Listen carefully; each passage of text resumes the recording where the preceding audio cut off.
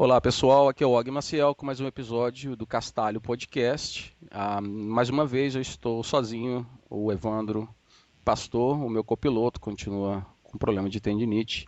Então vocês vão ter que aguentar a minha edição usando o Audacity da melhor forma que eu puder fazer. Eu vou editar o som, mas se vocês tiverem algum tipo de feedback, como é que está a qualidade, por favor, deixe um comentário no podcast.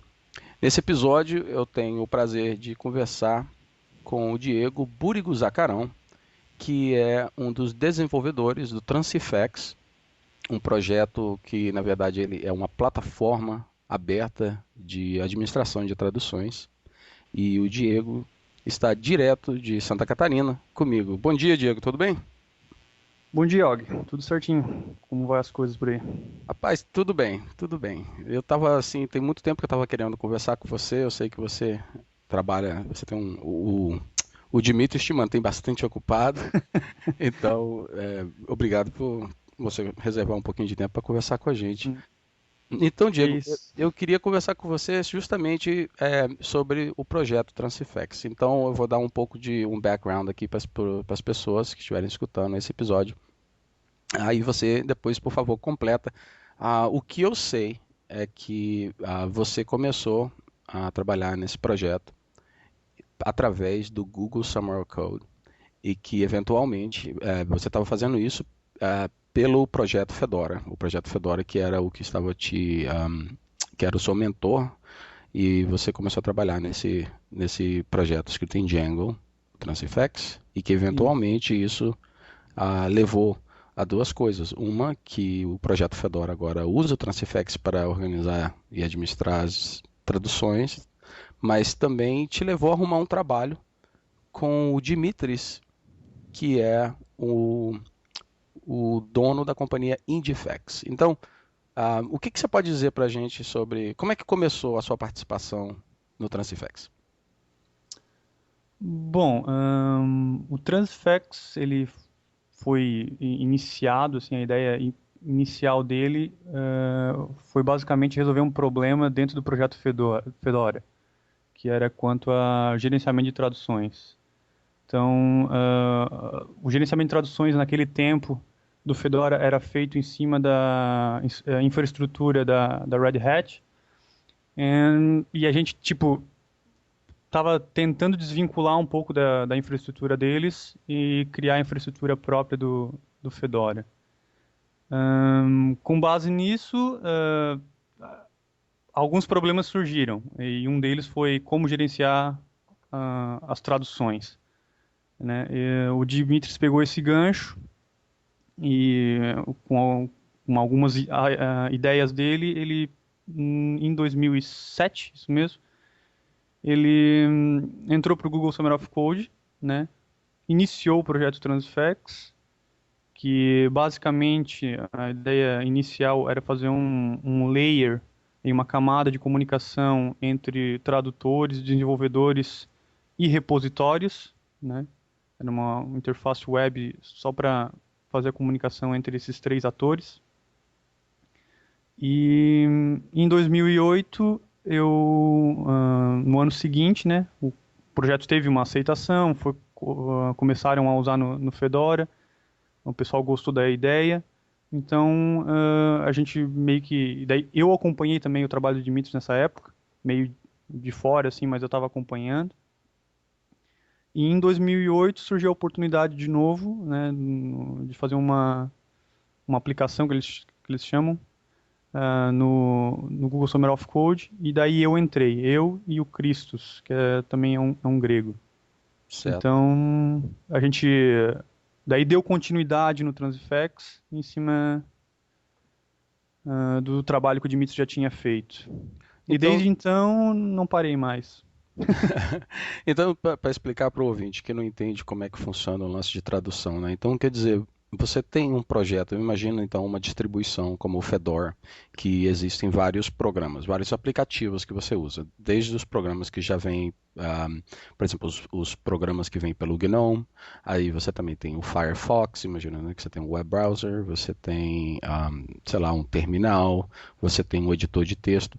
Todos esses programas, eles são escritos em algum tipo de linguagem, uma programação, ou eles são em Python, ou são em C, C++.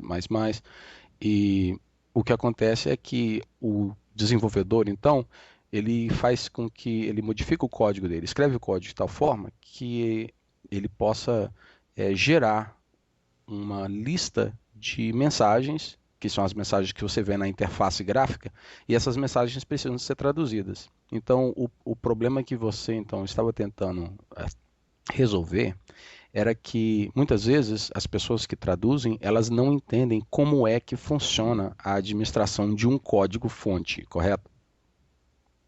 Você, Exatamente.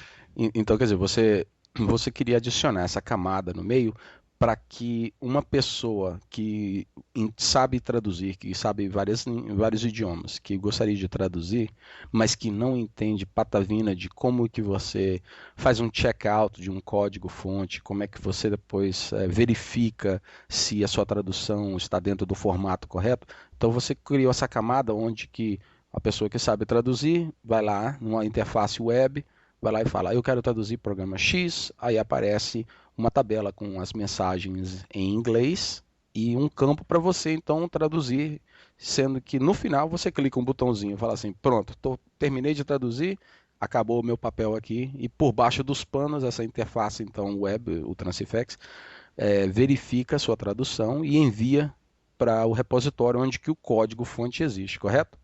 Exatamente. A ideia básica é que os tradutores geralmente são pessoas, como é que a gente pode dizer, linguistas. Eles não entendem, não necessariamente precisam entender de programação, como se faz um checkout de um repositório e coisas do gênero. Então, a gente só criou um layer aí para facilitar, um facilitador, na verdade, Uhum. né?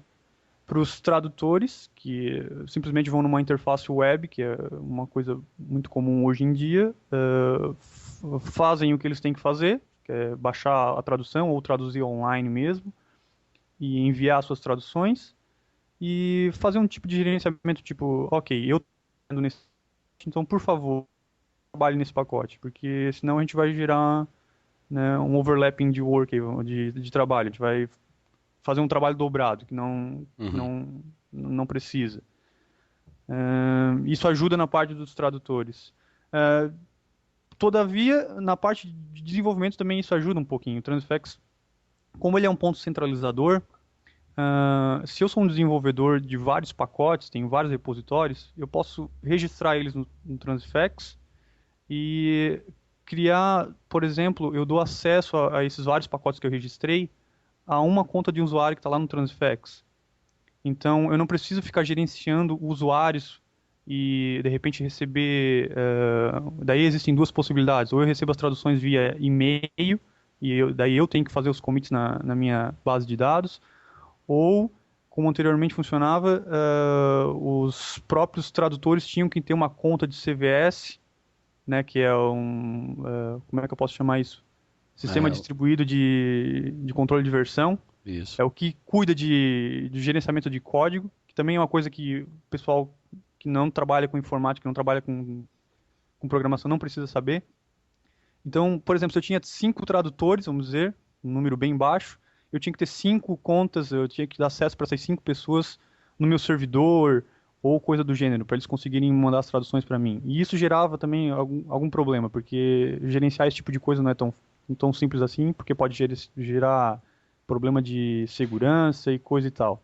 Então, Uhum. tendo um ponto centralizador, onde tu dá acesso para algumas pessoas e elas automaticamente têm acesso a outras coisas, fica mais fácil, né? Fica na verdade é um ponto centralizador que fica fazendo meio de campo entre essas duas pessoas.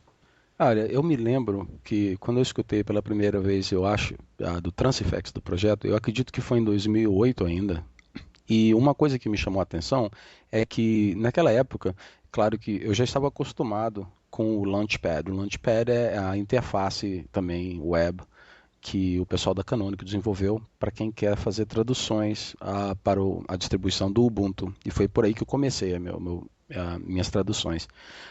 Mas o que chamou a atenção do Transifex comparado com o Launchpad, e também tem um outro, como é que é o nome daquele outro? Não é Poodle. Moodle, é Poodle, não é isso? Yeah, Poodle. isso Então, mesmo. o que chamou a atenção para mim, que fez com que o Transifex assim, se destacasse, na minha opinião, foi que a maioria das vezes, eu não tenho certeza tanto quanto o Poodle, mas eu tenho certeza o Launchpad, para você poder então, eu sou um desenvolvedor, eu crio um programa e eu quero então fazer com que esse programa seja traduzido para outros idiomas. O problema que você tinha era que você tinha que hospedar o seu código-fonte no lugar onde que o Launchpad existe.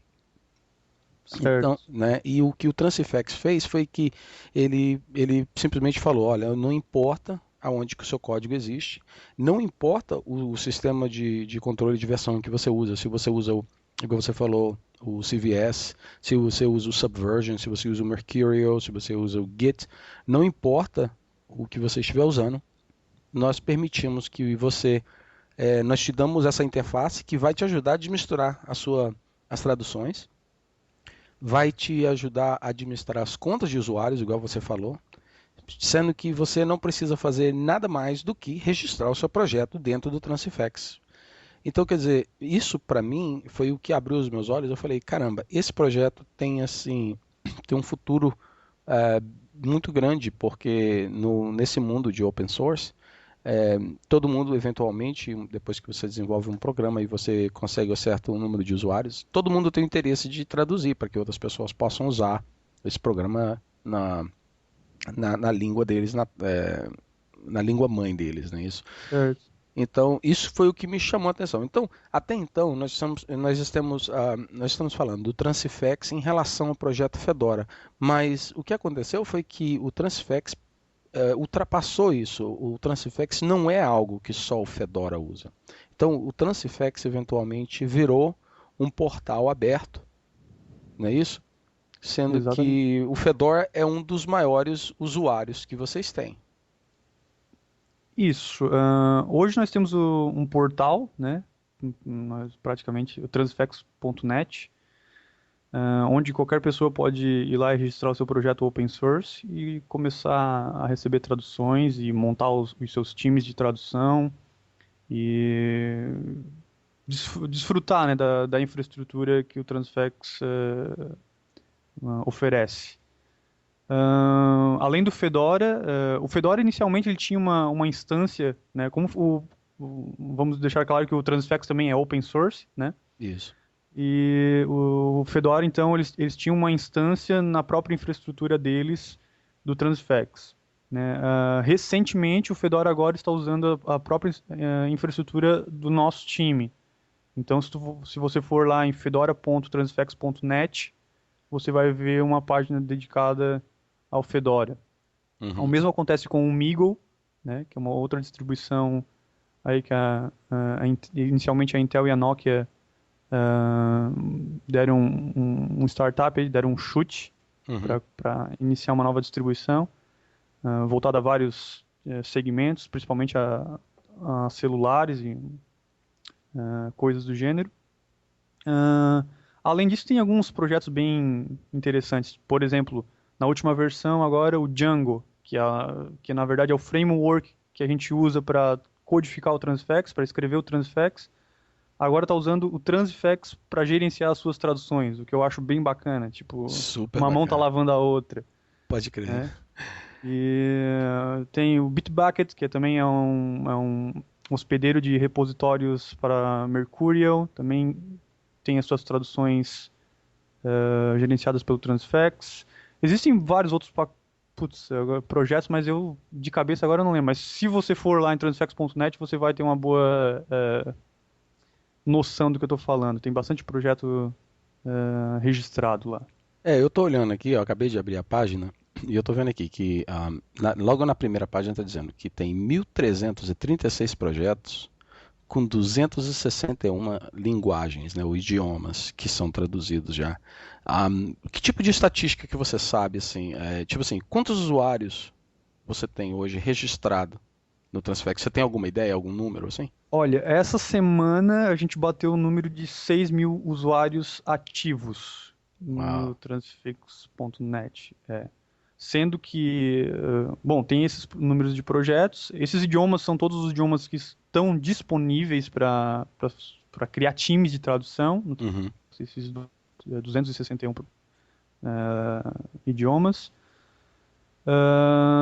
Bom, existem algumas outras estatísticas. Por exemplo, a gente estava falando sobre controle de versão e tal, só que na versão 1.0 do Transifex a gente fez algumas mudanças drásticas, né?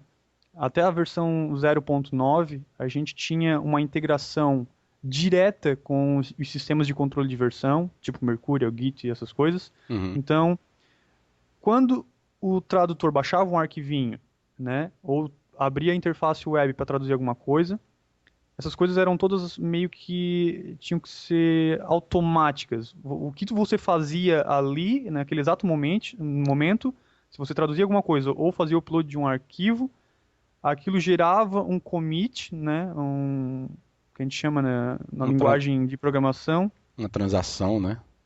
E essa transação ela era enviada diretamente para o repositório do desenvolvedor em qualquer lugar do mundo. Uhum. Isso tem as suas vantagens e as suas restrições também. A vantagem é que toda vez que tu faz alguma coisa, isso diretamente ia bater lá no repositório do desenvolvedor, não importar o que acontecia, se tudo fosse bem. O Uhum. problema é que nem sempre essas transações com diferentes tipos de repositórios e coisas do gênero iam bem. Às vezes tu ia fazer um upload de alguma coisa e isso poderia dar errado por causa de N fatores que são técnicos, Uhum. certo? Então, de repente, não convém a gente entrar em detalhes. Certo. Então, tudo funcionava em cima de arquivos, basicamente. A gente gerava um arquivinho, gerava uma transação e enviava isso para o repositório do desenvolvedor.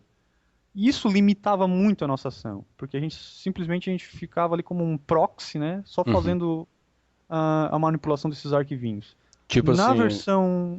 é, é, Sim, pode. eu só explicar para o ouvinte. Ou seja, então, quer dizer, você tinha um tradutor que fazia o seu trabalho e uma vez que ele terminava, ele falava, pronto, acabei, enviava. E nesse processo de enviar, o que isso significa é que o Transifex, então, pega o seu trabalho, né, esse trabalho que foi feito, e envia para um repositório, que é onde que o código-fonte existe. Agora, o trabalho do Transifex e o papel dele é simplesmente falar, ó, eu estou pegando isso aqui, repositório, está aqui o que você faz agora, o que você precisa fazer com ele. Mas a limitação é o que você falou, que devido a problemas técnicos, às vezes pode ser que a transação não acontecia da forma correta, o que não é um problema do Transifex em si, mas aí deixava vocês assim como que de mãos atadas, né? Vocês fizeram o seu É, trabalho. isso, o problema é que é o seguinte, para te fazer esse tipo de coisa, você tem que manter uma cópia do repositório do desenvolvedor na sua máquina local, onde o Transfex está rodando, né, no seu servidor, vamos dizer assim, né? Isso já gera um problema de espaço, vamos dizer assim. E você tem que gerar uma transação, um commit localmente e depois enviar isso, fazer um push, que a gente chama, na Uhum. linguagem de programação, para o repositório upstream, que é o repositório pai, vamos dizer assim, tá? E isso aí, dependendo do que se faz em cima do repositório, se há mais pessoas trabalhando em cima dele ou coisa do gênero, pode gerar alguns tipos de conflito, né? Uhum. Mas isso é um problema. O outro problema é que a gente ficava limitado a trabalhar em cima de arquivos e transações, né? Então a gente não gostava muito disso, porque se você pensar, daqui a pouco eu vou explicar um pouquinho a nível de frases, strings, e colocando isso num banco de dados, as possibilidades de gerar estatísticas e controle são muito maiores. É. Então, o que que a gente decidiu? Ok, a gente chamou de string level, né, vamos dizer, a nível de frases, a nível de sentenças, alguma Uhum. coisa assim, num português. Então, a gente parou de trabalhar em cima de arquivos somente, né? Deixamos de ser somente um proxy, e a gente começou a pegar as traduções, extrair elas dos arquivos e colocar elas num banco de dados. lógico, tudo com uma estrutura, mas isso começa a dar um pouquinho mais de controle. Por exemplo, tu sabe quais as pessoas que traduziram exatamente qual frase dentro de um arquivo. O Uhum. que antes não era possível com o método que a gente usava anteriormente, que simplesmente a gente tinha um arquivo e a gente sabia qual era o último tradutor. Certo. E para saber, assim, o que ele fez nos últimos tempos, tu tinha que olhar um arquivo diff, que é um arquivo de diferenças entre a versão anterior e a versão que o cara tava enviando, que não era uma coisa muito amigável, assim. E é difícil de gerar estatísticas em cima disso, né? Uhum. Então a gente decidiu trabalhar em cima de strings. Então a gente começou, ok, tudo que a gente tem no Transfect a gente vai gerar, vamos dizer, desossar esses arquivos, vamos todas as strings que a gente tem, colocar num banco de dados, organizar isso, e daí em diante a gente vai conseguir ter um controle maior do que a gente faz. E em contrapartida, existem outros benefícios. Por exemplo, pessoas podem trabalhar em cima de um mesmo projeto ao mesmo tempo, mas em strings diferentes, porque agora eu não tenho mais a limitação de trabalhar, por exemplo, em 5 strings, vamos dizer assim, que está dentro de um arquivo único. Eu posso ter duas pessoas trabalhando em cima daquele arquivo. Por exemplo, eu traduzi 3 frases, strings, e o Og traduzir 2 strings. Então a Certo. gente tem como melhorar esse tipo de coisa. Mais pessoas podem trabalhar juntas, né? Então você adicionou, foi um controle bem granulado, assim, no... Exatamente. Poxa vida, Exatamente. então hoje então você consegue falar exatamente quantos strings quantas frases cada tradutor traduziu, cara? Exatamente. Tudo que entra no Transifex, agora a gente consegue dizer assim, ó, essa string hello foi traduzida para olá em português pelo Og, no Hum, projeto tal, né, na data tal e coisas do gênero. Então a gente vai caramba. conseguindo criar uma memória, um banco de tradução em cima disso. O que é muito legal estatisticamente falando, Isso é um né? recurso muito interessante, principalmente eu imagino que, por exemplo, para esses projetos grandes como o Migo, ou até mesmo o próprio Fedora, né, para poder você ter uma ideia da qualidade do trabalho das pessoas, Exatamente. não, até mesmo a experiência do usuário, né, ou seja, fulano de tal tem tipo assim 3.000 traduções comparado com o outro que tem 15. Um, E além das traduções, por exemplo, às vezes o número de traduções que uma pessoa faz não exatamente demonstra o tamanho do trabalho que ela fez. Por exemplo, se eu sou um tradutor de interface para mobile, para telefone celular, geralmente as strings, as frases que eu tenho que traduzir são bem reduzidas, porque uhum. a interface é pequena e tudo é bem reduzido. E daí tem tu como tradutor também de documentação, que geralmente é muito mais pesado. Pode crer. E são frases, são parágrafos inteiros a cada string. Então tu não Isso. pode comparar uma string com 2 palavras e uma string com 100 palavras com o mesmo peso, É, certo? faz Então sentido. o Transifex também, além de contar o número de traduções que o usuário fez, a gente tem as possibilidades de contar o número de palavras que foram traduzidas. E assim saber o real trabalho que o tradutor teve. O que Então, é muito legal também na parte de estatísticas. Então você imagina só, então se eu tenho uma companhia no Brasil, claro que não precisa ser no Brasil, pode ser em qualquer lugar do mundo, mas então imagina que alguém está escutando esse podcast e essa pessoa trabalha em um projeto para uma companhia aí no Brasil e eles estão interessados então em traduzir esse projeto deles. Eles desenvolveram um programa para celulares, igual você mesmo falou, ou é sei lá, um programazinho, vamos dizer, até para mesmo para o iPhone, alguém, né, desenvolveu algo para o iPhone ou para o Android, a plataforma. Ah, então, tudo que eu preciso fazer é entrar em contato com o Transifex, quer dizer, na verdade, eu acredito que o Transifex, esse transifex.net é totalmente open source, ou seja, é livre, qualquer pessoa pode chegar lá, registrar o seu projeto, usar ele sem problema nenhum, sem nenhuma limitação, correto? Desde que o seu projeto seja open source. Desde o seu projeto ser open source. Agora, Isso. Mas, entretanto, todavia, nos próximos 2 meses ou 3 meses, a gente vai estar também criando planos, né, para pessoas que também tenham projetos que não sejam privados e que também queiram desfrutar de uma ferramenta para gerenciamento e tradução. Então, quer Então, dizer, eu sou, então, essa companhia, eu não estou interessado em fazer o meu projeto ser open source. Eu não preciso, então, daqui a 2 meses, o meu projeto não precisa, o critério não precisa ser mais ser open source. Eu posso usar a sua ferramenta para traduzir o meu programa sem ter esse critério de que tem que ser open source, correto? isso, só vai ter que ter uma subscrição Uma subscrição. Então, pro- quer dizer, aí é um modelo de negócios do de Transifex. negócio. Exatamente. Bacana, bacana. Ah, o que, o, daí entra o outro gancho da gente ter saído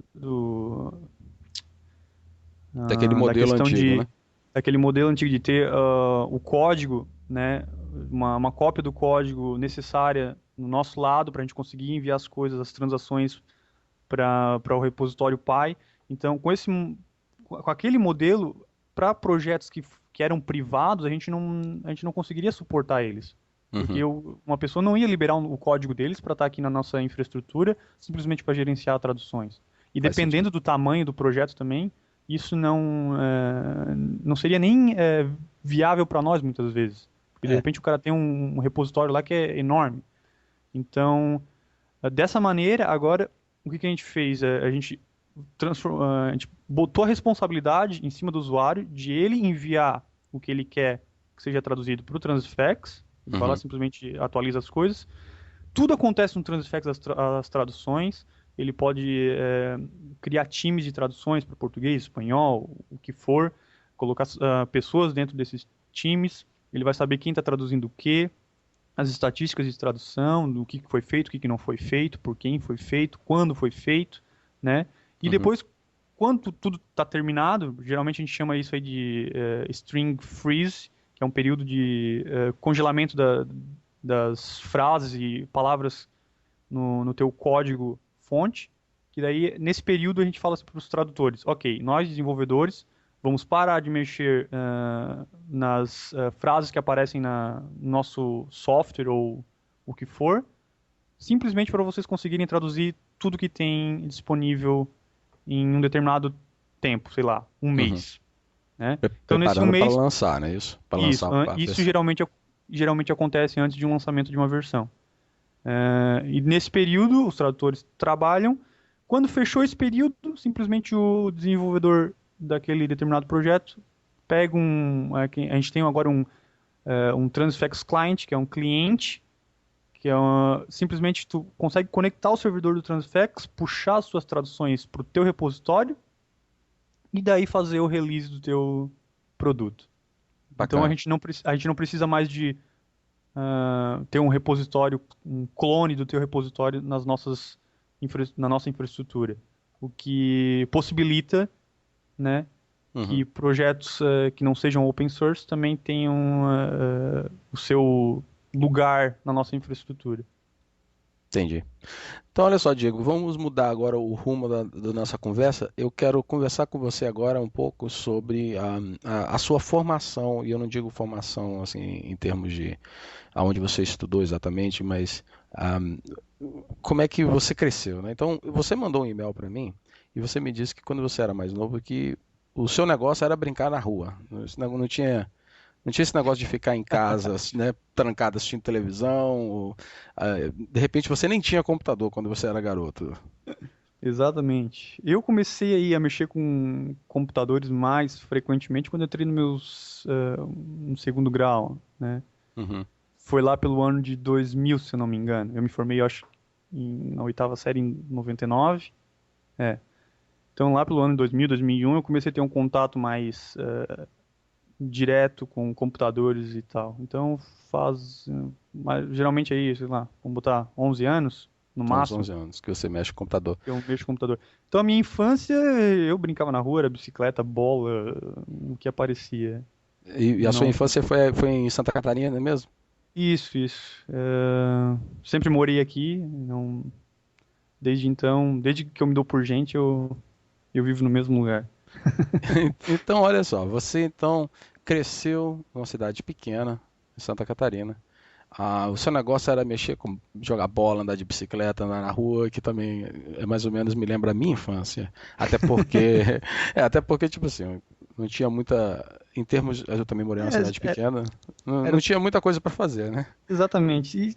E são tempos diferentes também, né? Hoje em dia fica mais difícil o pessoal fazer esse tipo de coisa, mas no meu tempo era o que se fazia também. Não tinha muita possibilidade. Não tinha gente com computador, esse negócio de celular, acho que nem existia naquele muito tempo naquela minha região. E Então, o que que te atraiu no computador? Então você está no segundo grau no Brasil, e tinha algum, foi uma aula de computador que era oferecida? Tinha um computador cara, em alguma eu, classe? na verdade, eu não sei assim o que me despertou, mas eu sempre fui daquelas crianças mexilonas, não tem? Eu ganhava um brinquedo, ele durava uma semana, 2 semanas na minha mão inteiro e depois eu desmontava pra ver como é que funcionava as coisas. Então, motorzinho, tirava o motorzinho de carrinho pra fazer barquinho, essas coisas do gênero. Quebrava tudo. Então, acho que eu sempre gostei, assim, dessa parte de tecnologia, em geral, né? Não só barquinhos e eletrônicos, essas coisas, mas, sei lá, desmontar a bicicleta pra ver como é que funcionava o cubo, essas coisas do gênero. Uhum. E- Então, eu sempre fui um cara que gostava e ainda gosto de saber como as coisas funcionam por trás dos panos, né? uhum. E daí lá no meu segundo grau, eu tive a possibilidade, né? Eu fui para um colégio onde existia uma sala de informática, tal. Tu tinha uma aula de informática por semana e coisas do gênero. E eu comecei a gostar, assim. Eu me lembro do primeiro dia que eu cheguei lá, eu não sabia nem como ligar o computador, né? E o professor chegou e falou assim, tá, pode ligar o computador. Eu olhei pra cara dele assim, tipo, tá, por onde é que eu começo? Se- Primeiro ligo o estabilizador, depois tem esse botãozinho aqui. Então, eu guardo isso na minha mente, ainda foi uma cena bem engraçada. Mas, despertou isso, assim, tipo, eu tive a possibilidade de começar a mexer, daí eu estudava de manhã e à tarde, 2, 3 vezes por semana, eu ficava no colégio por vontade própria, pra ficar lá no laboratório, começar a mexer e ver as coisas e tal. Daí, naquele tempo, a web também já era uma coisa que me chamava a atenção. E eu comecei a aprender HTML, coisas do gênero. E por aí começou. Foi aí que eu dei um pontapé inicial nessa minha linha de E, TI, vamos dizer assim. e como é que você foi então tipo assim, brincando com computadores e brincando fazendo web page e tal? Como é que você foi parar no projeto Fedora? Que pô, você disse que você participa desde 2006. Ultimamente não intensamente como há um ano e meio, 2 anos atrás, justamente porque daí o meu foco ficou mais voltado ao Transifex, mas ainda assim a gente tem bastante coisa que a gente faz junto, né? Mas, bom, eu, quando eu comecei deixa eu me lembrar direito, isso foi lá para 2003, quando eu comecei a mexer com Linux, né? Até então eu sabia mexer com Windows e tal, que é o normal de qualquer pessoa, geralmente começa a mexer com Linux, Uhum. principalmente naquela época. E eu comecei a ver, pô, mas tudo bem, deve ter mais outras opções e tal. E o meu professor de informática naquela época, ele assim, bom, nós temos também a possibilidade de um outro sistema operacional que é chamado de Linux.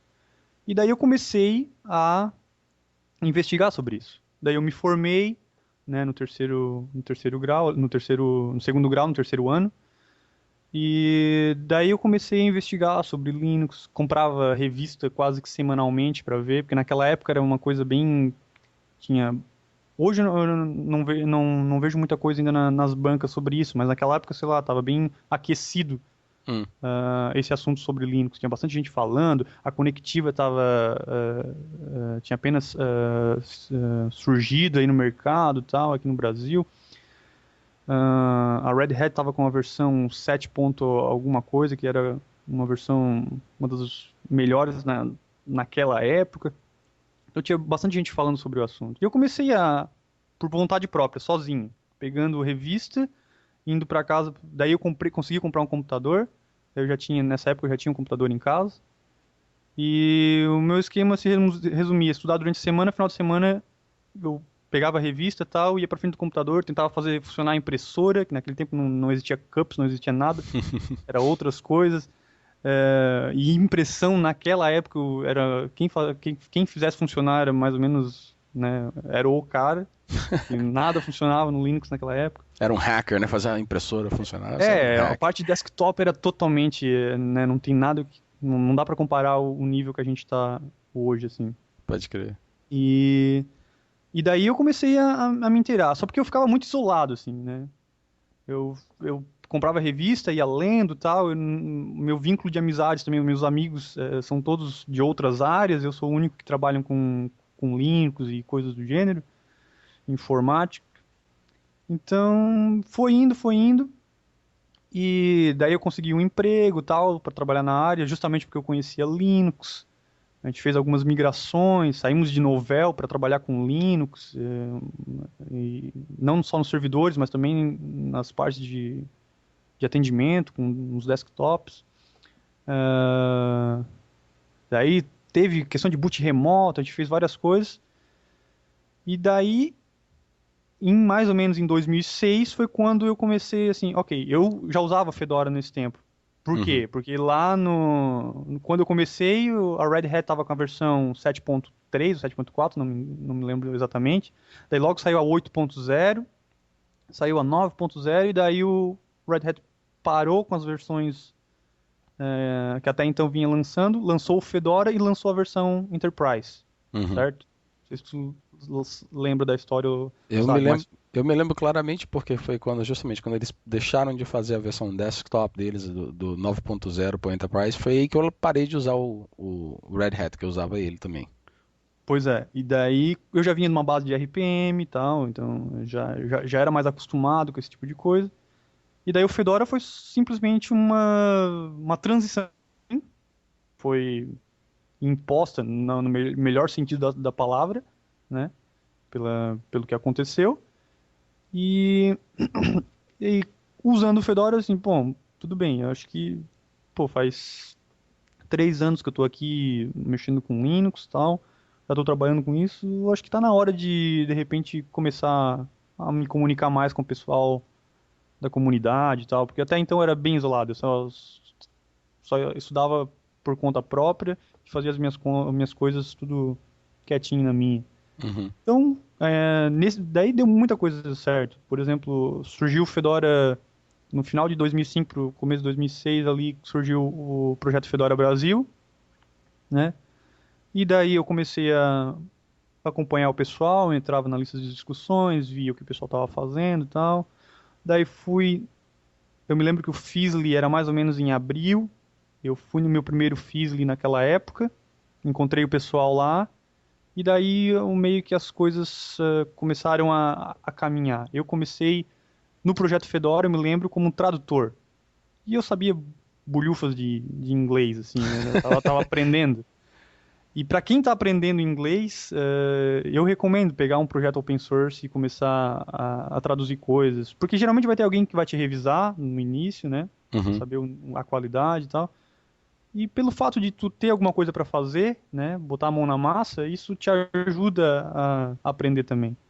Fora que você Então, tem uma interface, né, que você está usando um programa, então você sabe como é que ele funciona e você então pode ver a sua tradução, que é, daí o tem a parte chamativo cool do negócio, tem é tipo assim, né? Você vê o seu trabalho sendo usado isso. no desktop de várias pessoas. Esse igual você falou, é o fator cool, né? Bacana do negócio.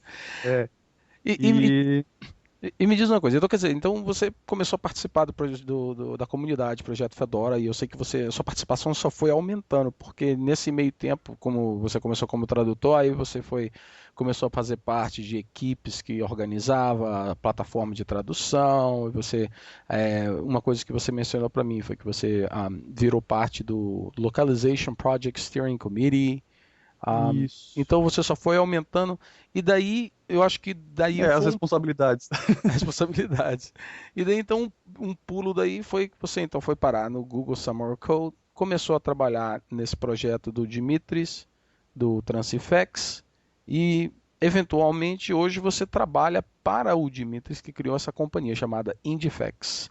Exatamente. Então, Resumidamente, essa foi a linha traçada, né? essa Comecei como tradutor, me envolvi com a infraestrutura de tradução, e hoje o Transifex que iniciou dentro do Fedora, né? Que fique bem claro isso, mas isso se tornou algo upstream, que a gente chama. Ele desincubou do Fedora, um português aí talvez não muito legal, mas vamos dizer assim, acho que dá para entender o sentido, né? O Transifex era algo incubado dentro do Fedora, daí conseguiu sair dali de dentro numa espécie de, tipo, ficou pequeno para o Fedora, então mais pessoas poderiam usar, não só o Fedora. Esse foi o verdadeiro intuito de tudo isso, né? E é por isso que tem existem mais projetos usando o Fedora, o Transifex hoje em dia. Sim, E porque daí, não tem vínculos a uma distribuição, é uma coisa isso. própria.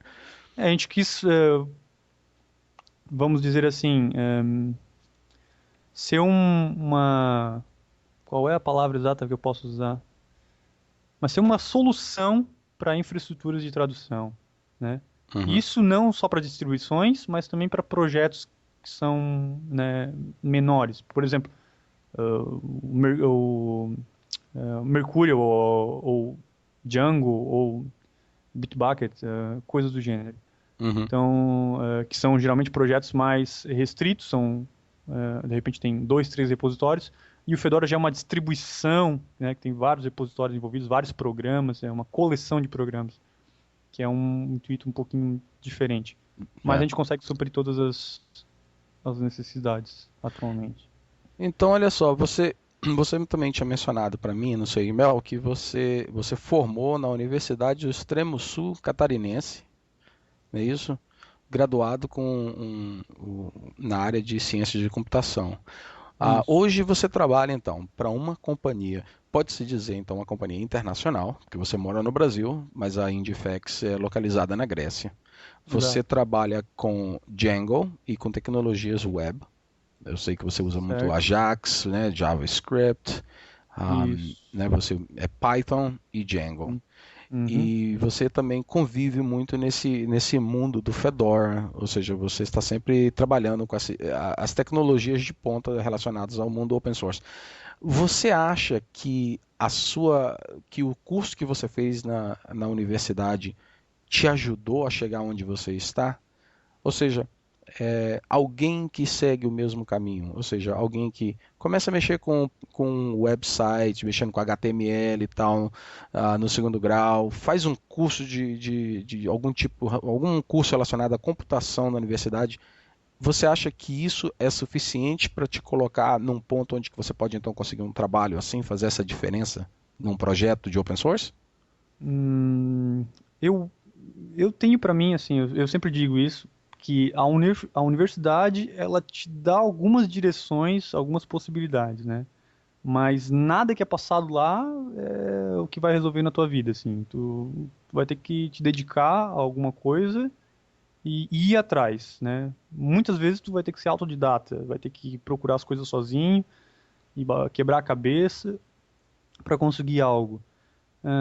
Eu acho que a universidade foi importante no aspecto de programação e coisas do gênero. Então eu tive um bom background de C, né, algoritmos, um pouco de Java também naquela época, que tinha uma cadeira. Então isso te dá uma noção, né, de estrutura de dados, essas coisas assim. Então isso é importante. Mas tu tem que saber também tomar iniciativa e realmente não levar aquilo ali na brincadeira, né? Tentar sugar o quanto mais tu pode daquelas cadeiras. Que isso aí vai pro futuro é a base de tudo. Saber um pouco de estruturação de dados, algoritmos, saber resolver coisas com programação. Isso ajuda bastante, tendo alguém te explicando e você indo a fundo depois. Então, quer dizer, o que você está dizendo então é que, tipo assim, a universidade te dá uma fundação, mas é importante então você explorar fora desse mundo da universidade, correto? Exatamente, porque eu tive bastante coisas de fundamentos de computação para programação, bastante coisa eu vi na universidade, mas eu não tive uma cadeira sobre Linux ou coisas do gênero, nem de Uhum. desenvolvimento web, né? Então, tudo que eu sei, que eu trabalho hoje em dia, que é com Linux e desenvolvimento web, foi por conta própria. Foi na Lógico, base do fuçômetro. é, lógico que eu como sendo um programador web, a minha base de programação veio um pouco da universidade. Eu não posso dizer que eu fiz a universidade em vão, mas querendo ou não, tens que meter a cara e é por ti. Não tens como dizer assim, a universidade vai. Eu vou entrar na universidade no primeiro semestre, vou sair lá no nono semestre, um profissional feito. Não é assim que funciona. Então, olha só, você, então, com toda essa experiência que você adquiriu até então, uma coisa que aconteceu também com você foi que você então teve a oportunidade de sair do Brasil e viajar pelo mundo. Você ficou meio que encarcerado na Grécia por um tempo, trabalhando direto com o Dimitris lá, né, naquele espírito assim, startup, né? Ou seja, não tem hora para dormir, trabalhando o dia inteiro, jogando as ideias assim para cima para ver o que que cai de bom no chão. Então eu sei que eu acompanho o seu blog, e é claro que, né, eu converso de vez em quando com você, eu sei que você já esteve na Grécia, você já esteve em Amsterdã, né? Hum, Você também esteve na Inglaterra, correto? Que acho que eu vi uma foto de sim, você perto do Big Ben. isso. E você já esteve nos Estados Unidos também? Você foi Não, em Portland? que Não. ainda América do Norte eu não tive. Então, Só na Europa. como é que foi isso, esse lance assim de uma hora para outra, brasileiro conhecendo o mundo devido ao trabalho que ele faz no open source, que é uma coisa que existe aquele mito que não existe dinheiro no mundo open source. Como é que foi essa experiência para você? Foi legal, cara. É um negócio que eu me orgulho muito, assim. Tudo foi devido à minha visibilidade, né? Eu uso uma palavra que é meio. Mas eu vou usar. É questão de meritocracia, que a gente chama no mundo open source. Uhum, Então os caras começam a ver o que tu tá fazendo, né?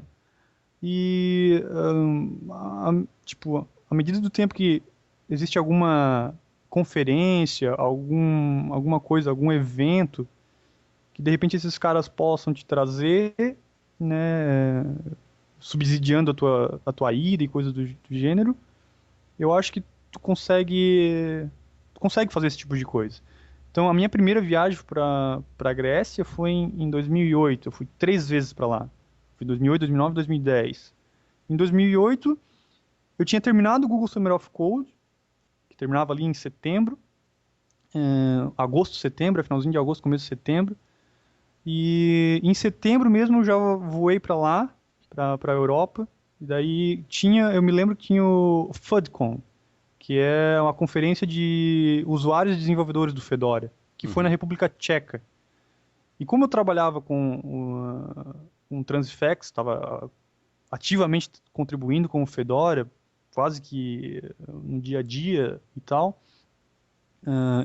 eu consegui um subsídio para ir no evento, né? E em contrapartida, o Dimitris, né, ele me ofereceu hospedagem na Grécia e falou assim, ok, tipo, em 2007 eu comecei o Transfex, em 2008 tu deu continuidade, as pessoas estão gostando do que a gente está fazendo, será que não vale a pena a gente parar uns 2, 3 meses e pensar nessa ideia, reformular ela, ver o que a gente sabe o que a gente já fez de errado, o que pode mudar, o que pode melhorar e tal. Tentar reformular isso para tentar tornar isso em algo que a gente possa de repente ganhar dinheiro no futuro. E eu, uhum. na minha cabeça assim, o que eu tenho a perder com isso, né? Eu tô indo uma viagem ao exterior, vou conhecer gente nova, vou conseguir aprender um pouquinho mais de inglês, porque lá quando a água bate na bunda, a gente tem um ditado aqui, na água bate na bunda, tu tem que se virar, né? E eu disse assim, beleza, né? Eu peguei uma licença no meu trabalho que eu tinha aqui, meu chefe quanto a isso, me incentivou. E eu peguei avião, fui, daí paramos na Áustria, 2 dias, daí pegamos um trem para a República Tcheca, fomos pro evento do Fedora, ficamos lá o final de semana inteiro, com várias palestras e várias discussões e tal. Aí voltamos para a Áustria e depois pegamos um avião para a Grécia. E daí eu fiquei na Grécia por 3 meses da primeira vez, né? E daí o que aconteceu? A gente pegou o Transfex, o que a gente tinha feito até então, a gente pegou, colocou de lado, a gente pegou tudo de ideias e coisas boas que a gente tinha feito, e que até então eram feitas em outro framework, que é chamado de Turbo Gears, que é Uhum. um outro framework para Python, desenvolvimento web em Python. E a gente assim, bom, Django tá vindo aí com força total. Talvez naquela época o Turbo Gears estava com umas transições ali de Turbo Gears 1 para Turbo Gears 2, tinha algumas mudanças. A documentação não era algo muito visível, tava meio complicado de achar informação. Daí a gente pensou, bom, talvez fazer um switch aí, mudar de Turbo Gears para Django seja uma boa ideia, porque tá todo mundo falando sobre isso, uma coisa emergente. E vamos reformular, já que a gente vai ter que mudar, vamos reformular tudo e ver o que a gente consegue fazer. E daí que nasceu um novo Transfex, foi a partir da versão 0.5, né, até a versão 1.0 que nós temos hoje. E a gente começou aí, a gente ficou encrenhado lá dentro do apartamento dele, trabalhando dia e noite, fazendo desenho e brainstorm, né? Pensando sobre o que a gente poderia fazer, como a gente poderia organizar as coisas. E foi muito, muito engraçado. Foi uma época como é que eu posso dizer? Uma época divertida, mas também de trabalho duro, né? Pode crer. Que era dia e noite, a gente querendo fazer algo diferente, que pudesse mudar as coisas como vinham sendo feitas até então. E deu que deu certo, assim, nós ficamos 3 meses lá, a gente já saiu com uma versão praticamente rodando para algumas coisas. E daí, 4 meses depois, eu tava indo para lá de novo, em março de 2010. Aí eu fiquei mais 3 meses, mesmo esquema, trabalhando junto de novo. E daí foi então que o Dimitri disse assim, ok, vamos, eu já tava com essa ideia e vamos ter que montar uma startup em cima disso. Mas tu vem trabalhar comigo? Né? Que até então eu tinha minha vida aqui, né, no sul de Santa Catarina, no pacote, um empreguinho fixo. Então eu tive que fazer algumas escolhas, assim. Lógico que eu na época estava com 22, 23, 24 anos, minha época de arriscar. Então não tinha um pinto para dar água, não tinha, né, vínculos maiores. Eu peguei, encarei, fui para lá. E daí a gente trabalhou mais 3 meses. Daí eu voltei para cá, fiquei trabalhando o inverno inteiro aqui. Até foi. Eu trabalhei inverno, passei o verão, daí chegou outro inverno, eu trabalhei de novo. E em novembro do ano passado, de 2010, eu voltei para lá de novo. Daí a gente já estava trabalhando com o Meagle, né? A gente já estava prestando algum suporte para eles, o pessoal da Intel e tal. E daí eu fui justamente para participar da Meagle Conference, que teve na Irlanda, que foi em novembro. Daí eu fui um mês antes, fui lá no escritório, daí a empresa já estava meio que estruturada, né? Já fazia um ano e meio que eu não tinha ido para lá, Uhum. praticamente. A empresa já estava mais estruturada, já tinha um escritório, não trabalhava mais no apartamento de Dimitris. Aí eu fiquei um mês interagindo com o pessoal, organizando algumas coisas e fui pro evento. A gente foi, daí fomos eu e o Dimitris, fomos pro evento na Irlanda. E daí, nesse meio tempo, a gente conseguiu passar na Inglaterra, consegui conhecer Londres um pouquinho. E na minha volta, daí fui pra Irlanda, voltei e passei também pela França, consegui conhecer Paris. Hum. Então, eu consegui unir o útil ao agradável, né? Fazendo essas viagens e trabalhando com uma empresa de fora, tu tens a possibilidade de unir o útil ao agradável em algumas coisas. Então, basicamente foi isso. Esses foram os lugares que eu viajei lá. Também fui para Amsterdã, mas isso aí foi na segunda viagem. A gente ficou num apartamento do Max Spivak, que ficou aí por 2, 3 anos sendo o líder do projeto Fedora. Sim. Então, para te ver como as relações estreitam, né? A gente olhava o líder do projeto Fedora, esse cara, né? Nunca imaginou que de repente ia dar de frente com esse cara, conhecer ele, sentar numa mesa para conversar. Tomar uma E as coisas cerveja. e essas coisas acontecem assim, não são tão longe quando a gente imagina. É só questão de meter a mão, né? Porque as pessoas sempre vai ter alguém que está te assistindo, né? Por mais que você ache que não. E fazer as coisas da maneira correta, que eu acho que os frutos vêm gradativamente. Tu não tem que ficar buscando nada, não. As coisas acontecem meio que. Me faltou a palavra agora. Não, Mas acho que é meritocracia mesmo, é o que questão você falou. predestinada, mas elas vão acontecendo naturalmente, eu acho.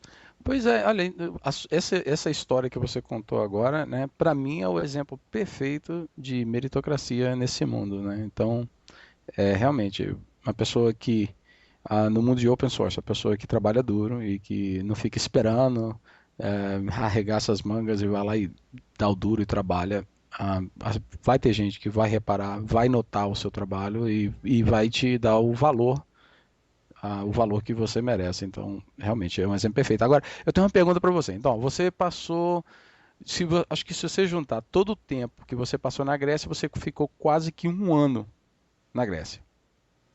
Não exatamente. Fiquei aí. É porque na última vez eu fiquei um mês só. Ah, um mês Então, só. Então você ficou eu fiquei. meio ano, então, 7 meses. 7 meses, isso mesmo. Então vamos lá. Qual é a frase em grego que você aprendeu? Ah, não posso dizer. Não, mas não tem nenhum grego que eu vou escutar. Vamos lá, eu quero que você fale aí. O que que você aprendeu em grego aí? Não vale falar malaca, malaca não conta. Ah, boa, e daí tu já falou, agora não precisa mais. Eu, bem pouca coisa. Kalispera, Kalimera, Kalinita, que é bom dia, boa tarde, boa noite. Farraristou, que é obrigado. Haristou. Farraristou. Oh. E essas coisas assim, Dax, que é tipo ok, tudo certo, Dax. entendi. Dax. Parece igual no dinamarquês, que tem É, obrigado, duck. É, cara, então, ó, esse podcast foi bem longo, então, pois é. mas eu tô curtindo muito, foi muito bom. Eu conheço você, mas nunca tive a oportunidade de conversar sobre essas coisas nesse nível, nesse detalhe, então tô curtindo bastante. Eu quero te perguntar agora, chegou naquela sessão que eu sempre pergunto a todo mundo que eu entrevisto, que é o top 5. Então, eu vou começar bem fácil com você, porque eu sei que a maioria das pessoas tem um pouquinho de dificuldade na hora, fica meio sem ideia do que falar. Então, primeiramente, eu te comprei um computador hoje, novo, zero bala. Você vai lá, eu tenho certeza que você vai instalar, vai ser o Fedora, logo de cara. Uhum. Qual vão ser os 5 primeiros aplicativos que você vai instalar nele? Hum. Bom, eu vou dizer os que eu vou usar, porque muitos já vêm, né, Sim. previamente instalados. Mas interface gráfica KDE é o que eu uso. Ah, browser Firefox.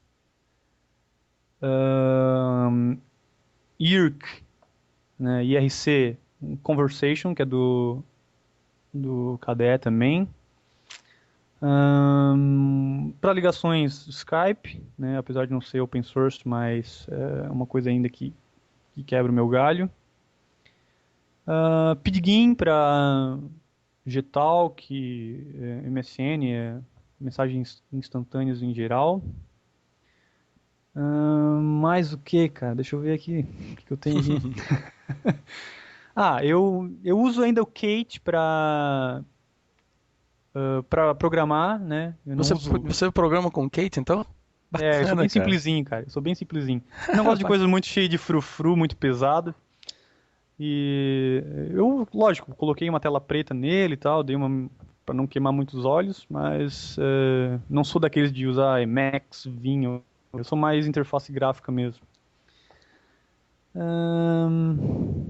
Daí tem questões de música, tem o, sei lá, Amarok, tem o Vou, Totem. vou aproveitar o gancho então aí que você falou de música. Qual é o seu top 5? A música, qual é a trilha sonora vou fazer um filme sobre o Diego. Qual é a trilha sonora? Cara, eu sou bem roqueiro, cara. Assim, falando em bandas, vamos, sei lá, cara, tem Rush, Led Zeppelin, Pink Floyd, Metallica, daí tudo nessa linha aí, internacional. Nacionais, eu gosto de rock nacional também, então, sei lá, Capital Inicial, Titãs, Nenhum de Nós, Barão Vermelho, Nossa, né? nenhum de nós. Essa foi massa, gostei. Capital Inicial também. É porque assim, Nenhum de Nós é aqui do sul, né, cara? É do Rio Grande do Sul. Então, para o nosso eixo aqui, eles estão muito mais presentes, geralmente, do que para o eixo Rio-São Paulo ali, né? Então, aqui eu já fui vários shows deles e tal, então é uma coisa bem viva aqui ainda. No resto do Brasil, as pessoas não, de repente, não têm tanto acesso. Mas Entendi. uma puta banda. Eu gosto pra caramba dos caras, assim, com o rock nacional. E em termos de livro, você lê muito? Cara, eu não sou um adepto muito à leitura, não, cara. Eu leio pouco. Mas, não que eu me orgulhe disso, mas as últimas coisas que eu venho lendo são coisas técnicas, né? Eu li livros sobre Django, livros sobre Python, livros sobre Ajax. Ah, quando eu saí da universidade, eu tive que ler alguns livros também para meu TCC ali, que eram mais técnicos, sobre e-procurement, essas coisas assim. Uhum. Mas fora isso, eu venho lendo aí um tal de Dan Brown, eu acho que é a pronúncia certa dele, que é Uhum. Fortaleza Digital, que é um livrozinho legal também, que tem a ver com tecnologia, coisas do gênero, então eu me encarno um pouco nesse tipo de coisa. Pode crer. Eu nunca li esse livro, não. Ele tá na minha lista também. Eu li outros, é É, claro, mas. ele é bem velhinho e tal, mas ele é de 99, eu acho, já faz um tempinho que lançou, mas agora eu consegui pegar ele pra dar uma lida. E ele é legalzinho, assim, tem umas partes que daí envolve tecnologia, tu consegue se focar mais. Mas eu Então, sou um cara, em geral, eu sou um cara bem que gosta de síntese, assim. Eu não sou um cara, apesar de eu falar bastante, quando eu vou ler algo, vou pegar alguma coisa que tem muito embromação, eu já não muito extinção de linguiça, como a gente fala aqui no sul, não sei se isso é eu conheço essa pelo frase. Brasil. É, então, eu sou um cara bem de how to e coisas do gênero, bem sucinto e tal. Eu gosto de coisas bem. Talvez por isso eu não seja muito adepto à leitura. Mas, lógico, o cara tem que ler para aprender, né? Quando, quando as coisas precisam. Quando tu precisa de alguma informação, tu vai buscar através da leitura. Não tem outra forma. E em termos de filme? Cara, eu não. Filme. Eu não tenho, assim, um gosto atípico, vamos dizer. Eu gosto das coisas que geralmente dão audiência, em geral. Acho que o meu gosto é que nem os outros. Filmes que eu gostei. Sete Vidas, com Will Smith. Crime Perfeito, que é um que envolve estratégia. Mais o que? Eu Sou a Lenda também, com Will Smith, que é muito massa. Sei qual é. Putz, mais o que, cara? 11 Homens e um Segredo, que também envolve estratégia com cassinos e tal. Ah, eu sei qual é também. Eu não sabia que Daí era assim o tem. nome em inglês, não, mas eu sei qual que é. Eu acho que é Ocean's Ocean's 11, Eleven. É. alguma coisa assim. E Era do Gelo, que é questão de animação, eu adoro animação. E pra mim, não tem como bater os caras. Transformers também eu gosto bastante. E nada demais, assim, não tem nada. Deve ter alguns outros, assim, que eu acho legal, mas eu acho que esses são os que eu consigo lembrar, assim. E são normaizinhos, não tem nada de diferente, acho que. Eu não conheço ninguém que não tenha gostado desses filmes, por exemplo. Bacana. E então, olha aqui, mais uma vez eu quero te agradecer por tirar um pouquinho do seu tempo aí para conversar comigo e compartilhar essas histórias que realmente eu curti muito. Então, poxa, eu espero mais uma vez poder te entrevistar mais na frente e conversar sobre o futuro do Transifex, que eu tenho certeza que o futuro está garantido para vocês. Vocês têm um projeto muito bacana. E para finalizar, então, Diego, você tem alguma coisa que você gostaria de compartilhar? Alguma mensagem? Alô, mamãe? Alguma coisa assim? Ah, não, para nossa audiência aí, de repente fazer o convite de entrar no portal do transfex.net e ver o que realmente a gente está fazendo, né? A gente falou bastante sobre o Transfex, então o pessoal ter a oportunidade de dar uma olhadinha lá, tem algumas informações legais que vocês podem achar. Ah, e no geral, para quem quiser contribuir com open source, eu acho que quem acredita nessa linha de open source e de saber que a tecnologia de modo aberto ela é muito melhor do que com restrições. Eu acho que a gama de possibilidades é bem maior. E além da troca de conhecimento, que é extremamente importante. Eu diria para meter a cara, pegue algo que você tem afinidade, né? Não tente, de repente, achar alguma coisa, contribuir só porque você quer contribuir. Não, acha alguma coisa que você realmente goste, que você, de repente, use, né? E tenta contribuir para aquilo, que vai ser a melhor forma de se engajar com algo, porque vai ter a satisfação pessoal de você estar usando o trabalho que você está fazendo, muitas vezes, e esse trabalho também está sendo usado por outras pessoas, estarem sendo usado por outras pessoas. Então, o negócio é isso, é meter a cara, diria para meter a cara e começar a falar com o pessoal. Não se travem com questões de línguas. No meu início, como eu falei, eu não falava bem inglês, ainda não falo, eu cometo bastante gafe ainda. Mas é uma boa oportunidade para te treinar e aprender.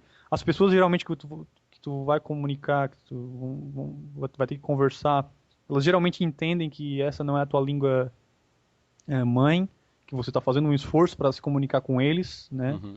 E coisas do gênero. Então, o pessoal do mundo open source geralmente, né, é bem receptivo quanto a isso, bem legal com o pessoal, botando um português bem claro, quanto a esse tipo de coisa. Então, não se limite, não simplesmente corra atrás se você acredita realmente em algo que pode ser melhorado. Vai atrás porque se aprende bastante, se tem bastante experiência, você pode viver bastante coisa legal. E isso tem dado certo para mim. Então, é o que eu posso dizer que outras pessoas de repente possam tentar fazer algo similar ao que eu fiz. Eu recomendo. Perfeito, perfeito. Então valeu, Diego, muito obrigado.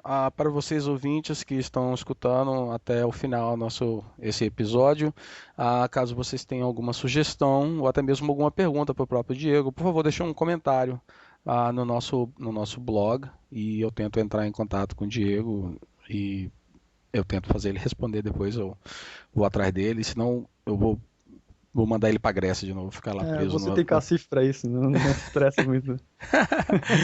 Valeu, Diego. Um abração, então, obrigado. Abraço, cara. Até mais. Valeu.